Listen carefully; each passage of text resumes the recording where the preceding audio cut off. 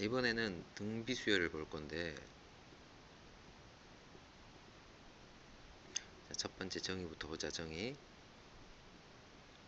자, 등비 수열의 정의는 일정한 수를 계속 곱해가는 수열이야. 일정한 수를 계속 곱해가는 수열. 그래서 얘는 이렇게 써. n 플러스 1번째 항은 n번째 항에다가 어떤 특정한 수를 곱한 겁니다. 이렇게. 이때 이 특정한 수, 우리가 얘를 공비라고 부르지. 공비. 네. 또는 이웃하는 두 항의 비가 일정한 수열. 이웃하는 두 항의 비, 그러니까 n번째 항하고 n 플러스 1번째 항하고 비, 얘가 항상 일정한. 자, 그래서 얘도 역시 우리는 공비라 그러는 거지. 뭐 물론 둘이 똑같은 식이긴 한데 그 말의 표현에 따라서 계속 일정한 수를 곱해가는 수열. 자, 계속 일정한 수를 곱해가는 수열. 이웃하는 두 항의 비가 일정한 수열. 얘를 우리가 등비수열이라고 하지. 그래서 이 등비수열의 이제 일반항을 구해볼게. 일반항. 자, 등비수열 해볼게. 첫 번째 항이 있어.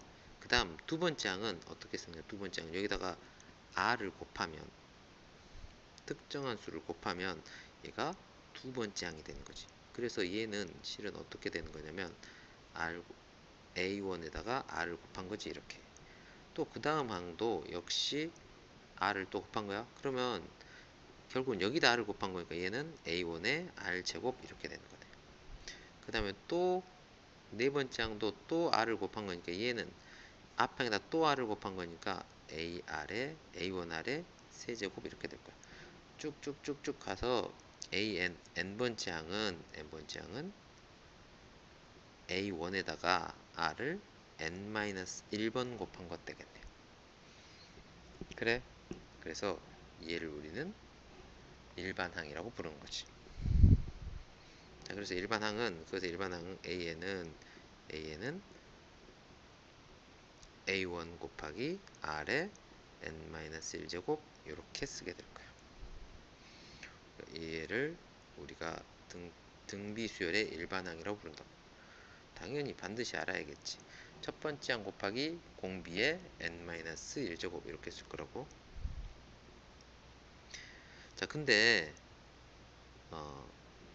이것도 역시 잘 봐보면 어떤 게 있냐면 정의에서처럼 만약에 세 번째 항하고 세 번째 항이 4래.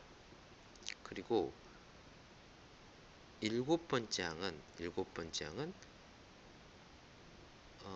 16이래.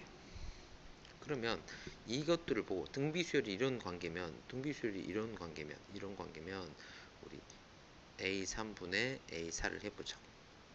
그러면 어떻게 되는 거냐면 A3이고 위에는 실은 A3이 아니라 A4가 아니라 A7이지.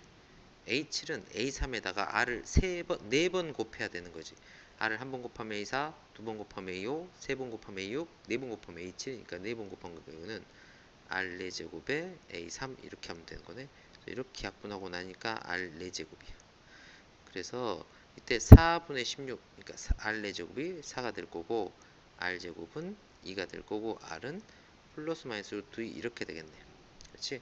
그래서 이게 중요한 게 아니고 우리 이거 R 세제곱 R 세 번째 항은 일곱 쟁을 알려주면 그것들의 비가 공비를 나타내는 거라고. 등차수에서는 빼면 7항에서 3항을 빼면 4D가 됐던 것처럼 얘는 7항을 3항으로 나누면 R 4제곱이 되는 거야.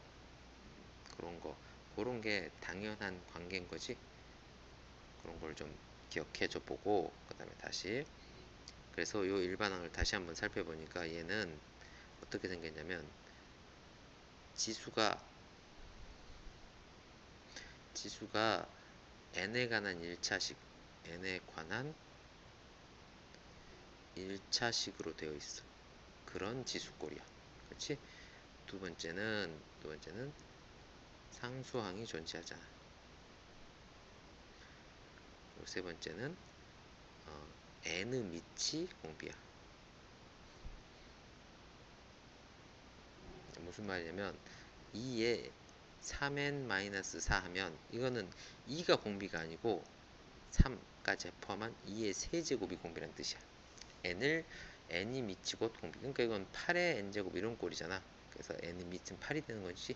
그래서 n의 미치 곧 공비가 된다. 이 정도는 일반항에서 알고 있어야 돼. 그래. 다시 한 번만 적어줄게. 일반항 A에는 R 곱하기 A1 곱하기 R의 n-1제곱 자연스럽게 당연하게 받아들여줘야 돼. 자, 그리고 나면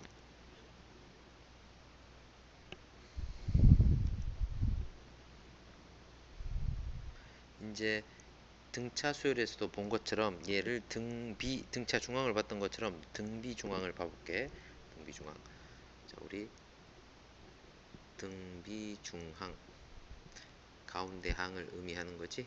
등비 중항은 자, A, B, C 이 순서대로 등비 수열을 이루고 있다면 가운데 항의 제곱은 이웃하는 두 항의 곱과 같습니다. 얘가 등비 중항을 의미하는 거.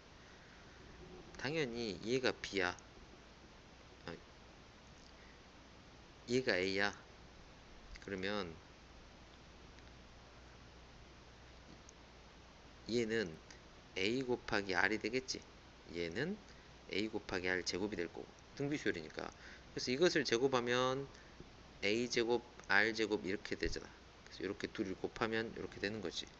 그래서 등비수열이라면 가운데 항의 제곱이 이웃한 두 항의 곱과 같습니다.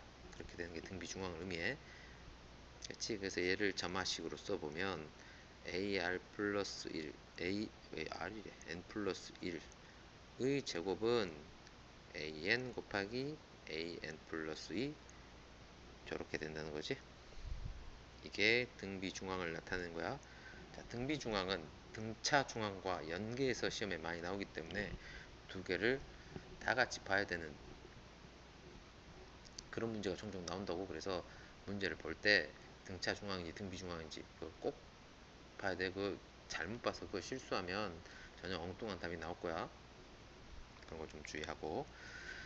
자, 그래서 이런 것들을 등비 중앙도 나왔어. 등비 중앙. 그래서 일반항을 통해서 n번째 항이 어떤 것인지도 알아보고 항들 간의 관계를 통해서 등비 수열의 관계식을 찾을 때, 등비 중앙은 우리 관계식을 만들 때 주로 유용하게 쓰는 거니까 관계식.